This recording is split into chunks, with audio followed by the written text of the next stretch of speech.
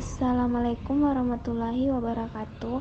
Perkenalkan, nama saya Putri Handayani dengan NIM F2019-01002 kelas C1 Farmasi, salah satu mahasiswi Universitas Mandala Waluya Kendari.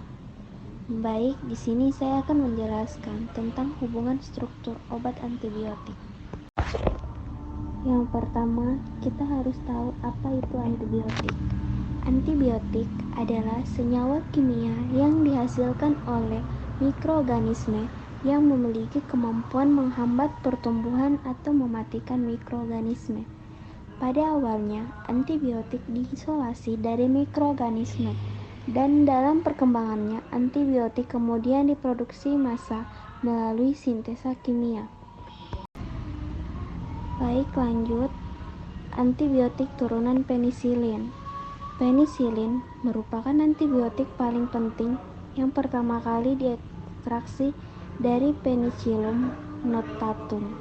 Selanjutnya, untuk produksi komersial digunakan P. Chirsogenum karena menghasilkan lebih banyak penisilin. Struktur dasar penisilin terdiri atas cincin thiazolidin yang menyatu dengan cincin belaktam, seperti ditampilkan pada gambar 2.2. Kedua cincin ini merupakan inti dari turunan penisilin, serta diberikan nama 6 amino penisilamine acid, 6-APA. Berbagai turunan penisilin memisahkan kemudian diproduksi dengan memodifikasi rantai samping yang terkait pada 6-APA, baik rantai samping dan 6-APA. Keduanya penting untuk aktivitas antibakteri dan turunan penisilin. Lanjut, hubungan struktur aktivitas turunan penisilin. Penisilin alami telah mengalami banyak modifikasi pada molekulnya untuk membuat turunan penisilin baru dengan sifat yang lebih baik, diantaranya penisilin yang tahan asam karena adanya gugus penarik elektron seperti gugus fenoksi yang terikat pada rantai samping amino. Gugus tersebut mencegah penentulangan penisilin menjadi asam penilat yang terjadi dalam suasana asam. Kedua, penisilin yang tahan terhadap belaktam C karena adanya gugus merua bulky pada rantai samping amino, misalnya cincin aromatik yang pada kedudukan orto mengandung gugus halogen atau metoksi. Ketiga, penisilin dengan spektrum luas, yaitu karena ada gugus hidrofil seperti NH2 pada rantai samping sehingga pembusan obat melalui pori saluran protein membran terluar bakteri gram negatif menjadi lebih besar. Keempat, penisilin yang aktif terhadap bakteri gram negatif dan Pseudomonas aeruginosa disebabkan adanya gugus asidik pada rantai samping seperti COOH, SO3H, dan NHCO-. Yang kelima, penisilin yang bekerja sebagai produk pro-obat didapatkan melalui cara-cara berikut ini. Pertama, dibuat dalam bentuk gramnya, contohnya prokain penisilin G dan benzatin penisilin G. Kedua, menutupi gugus amino bebas, misal yang terdapat pada struktur ampicillin dengan membentuk gram amida yang akan diurai kembali pada in vivo, contoh piperacillin, azlocillin, mezocillin, dan ampicillin. Yang ketiga, membentuk ester pada gugus karboksil yang terkait pada atom C3, contohnya bekapsilin, pivapsilin, dan talampsilin. Baik, yang kedua itu turunan cefalosporin.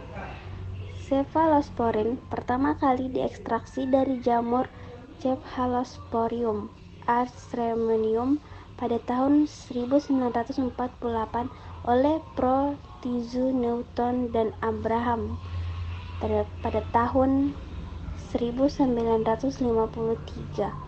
Produk utama adalah semastfolin C, dan molekul inilah yang berbagai modifikasi dilakukan untuk mendapatkan berbagai turunan cephalosporin yang digunakan hingga sekarang.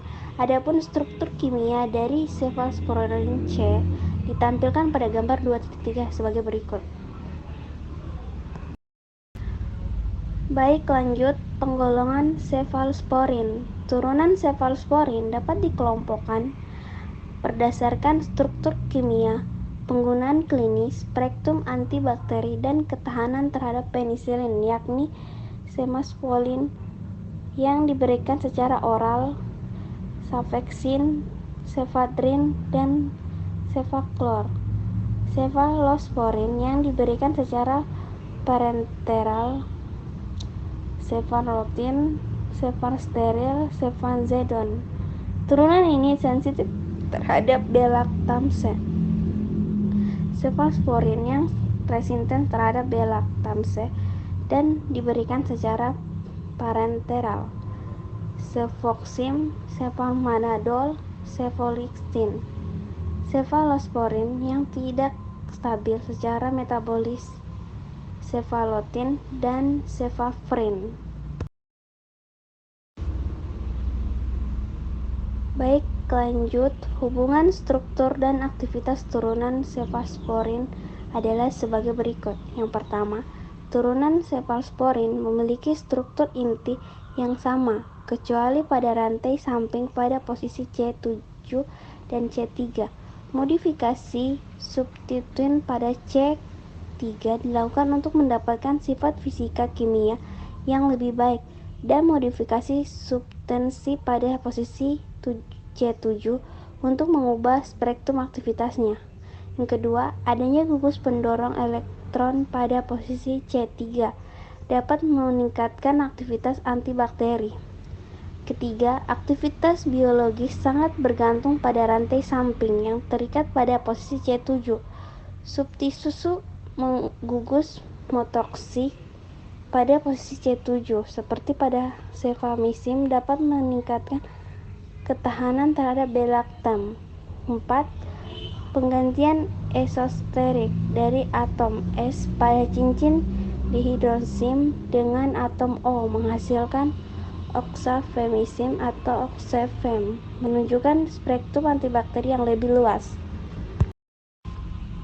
Baik, itulah tadi penjelasan saya tentang hubungan struktur obat antibiotik. Lebih dan kurangnya mohon dimaafkan. Saya akhiri, wabillahi taufiq wal hidayah. Wassalamualaikum warahmatullahi wabarakatuh.